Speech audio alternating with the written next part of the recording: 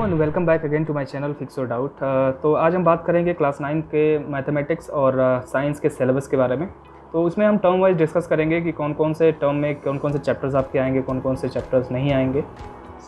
इसमें और भी हम बात करेंगे कि उनके जो मार्किंग स्कीम जो उनकी है, यानी कि टर्म फर्स्ट में जो कौन कौन से चैप्टर से कितने कितने नंबर के क्वेश्चन पूछे जाएंगे, ये सारी चीज़ें हम डिस्कस करेंगे। तो आइए देखते हैं पूरा वीडियो और लास्ट तक बने रहिए। और कोई भी प्रॉब्लम अगर आप फेस करते हैं during video then you will comment me on the comment section, ताकि मैं आगे आने वाले वीडियोज़ में उन चीज़ों को रिकवर कर सकूँ। ओके, तो आइए देखते हैं। सबसे पहले बात कर लेते हैं हम टर्म फर्स्ट में आने वाले चैप्टर्स की। तो जो आपका चैप्टर फर्स्ट है नंबर सिस्टम, वो आपका टर्म फर्स्ट में आएगा। ओके, और इससे जो मार्किंग स्कीम है, यानी कि इससे 8 मार्क्स के क्वेश्चन पूछे जाएंगे टर्म फर्स्ट में। नेक्स्ट देखते हैं पॉलिनोमियल्स। पॉलिनोमियल्स आपका टर्म फर्स्ट में नहीं आएगा। उसके आगे कोऑर्डिनेट ज्योमेट्री बिल्कुल आपका टर्म फर्स्ट में आना है इसको, और इससे जो क्वेश्चन बनेंगे वो 4 मार्क के क्वेश्चन बनेंगे, राइट। आगे देखते हैं। उसके बाद चैप्टर है आपका लीनियर इक्वेशन इन 2 वेरिएबल। तो लीनियर इक्वेशन इन 2 वेरिएबल भी आपका टर्म फर्स्ट में आएगा, और इससे जो क्वेश्चन बनेंगे वो 5 मार्क के क्वेश्चन बनेंगे। आगे देखते हैं। नेक्स्ट चैप्टर है आपका chapter number 5, introduction to Euclid's geometry.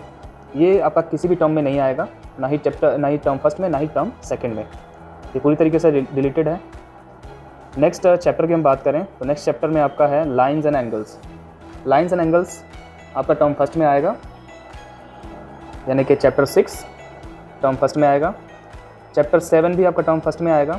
तो इन दोनों चैप्टर को मिला के, यानी कि जो ज्योमेट्री का जो पार्ट बनता है आपका, तो इससे 13 मार्क के क्वेश्चंस बनेंगे, राइट। 13 मार्क्स के क्वेश्चंस बनेंगे।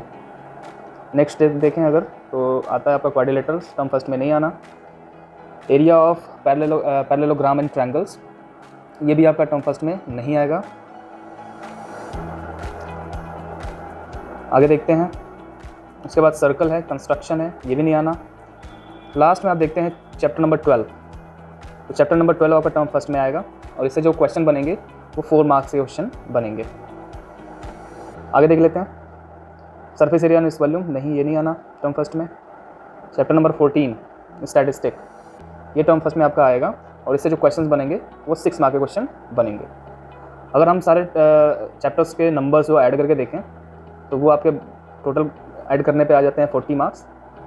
तो इस तरीके से, और 10 मार्क्स का आपका इंटरनल, तो पूरे हो जाते हैं 50 मार्क्स के क्वेश्चन। ओके, तो पूरा पेपर आपका 50 मार्क्स का यहाँ पे कंप्लीट हो जाता है।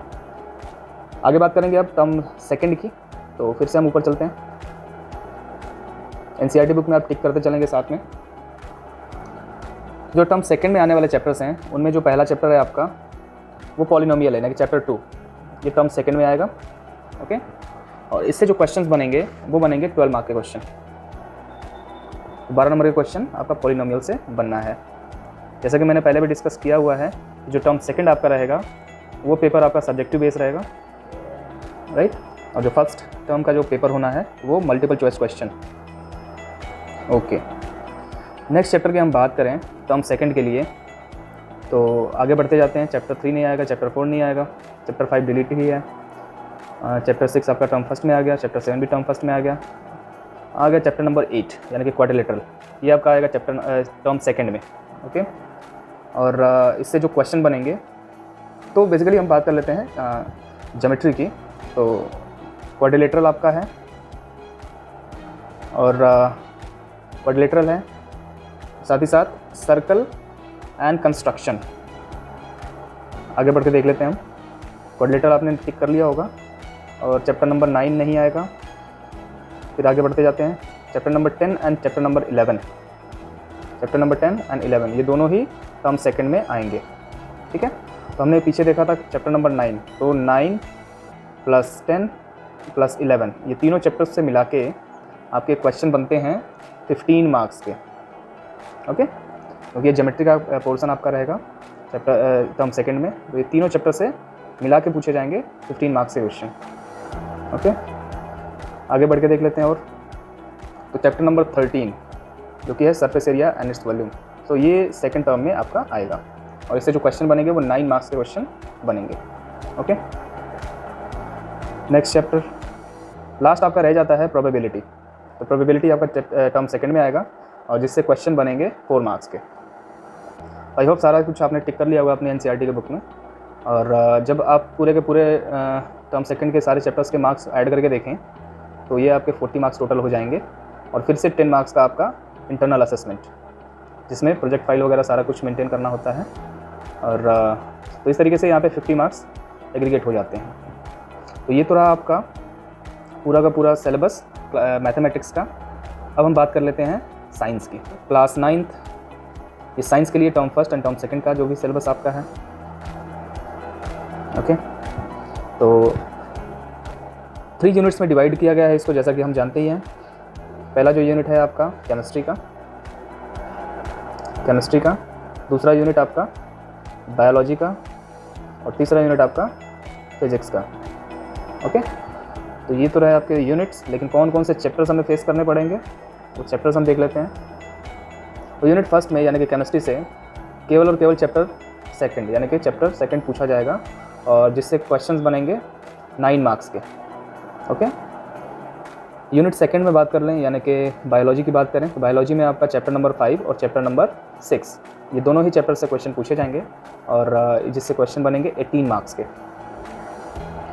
नेक्स्ट यूनिट है आपका फिजिक्स का, यानी कि फिजिक्स में जो चैप्टर नंबर 8 है और चैप्टर नंबर 9 है ये आपका टर्म फर्स्ट में आएंगे, और जिनसे क्वेश्चन बनेंगे 13 मार्क्स के। तो ये सारे के सारे MCQ बनेंगे, MCQs क्वेश्चन बनेंगे। ओके, आपको ऑप्शंस मिलेंगे, उनमें से चूज़ करना होगा आपको करेक्ट ऑप्शन, राइट। तो ये तो रहा टर्म फर्स्ट। बात करते हैं टर्म सेकंड की। तो टर्म सेकंड में यू कैन सी यहाँ पे टर्म सेकंड जो दे रखा है इसको भी 3 यूनिट्स में डिवाइड किया गया है, यानी कि केमिस्ट्री, बायोलॉजी और फिजिक्स। तो जब टर्म सेकंड का एग्जाम होगा उसमें जो चैप्टर्स पूछे जाएंगे चैप्टर नंबर 3 और चैप्टर नंबर 4, और इनसे जो क्वेश्चन बनेगा वो 18 मार्क्स का क्वेश्चन बनेगा। बायोलॉजी की बात करें तो बायोलॉजी में केवल चैप्टर नंबर 13 से क्वेश्चन बनेंगे, जो कि 8 मार्क्स के क्वेश्चन बनेंगे। And the third unit physics यानी कि chapter number 10 and chapter number 11 से क्वेश्चन बनेंगे टर्म सेकंड में, और टोटल मार्क्स 14 मार्क्स के क्वेश्चन इनसे तैयार होगा।